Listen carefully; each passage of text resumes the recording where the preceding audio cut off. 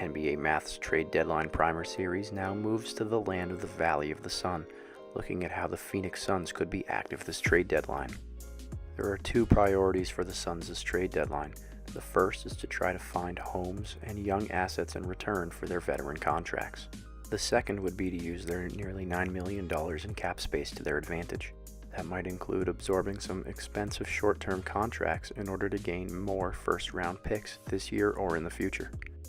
The Suns believe they've found their franchise cornerstone in all-star guard Devin Booker. While there are some decent young pieces with him, the Suns are still in a largely evaluating period, trying to figure out exactly what they have with the young guys on their roster. This deadline should be focused on getting something in return for the veterans that won't be here over the long haul. Chief among them is center Tyson Chandler, who has one more season on his current contract. Tyson is a former NBA champion that could provide some value as a screening, defending, and dunking big man. His contract is decently large for a backup though, and that could limit what the Suns get in return, or even if they can find a suitor for him at all. The bottom line is, Chandler deserves better than to ride out the rest of his contract here with the Suns. The Suns also have another center under contract they're looking to move in Greg Monroe.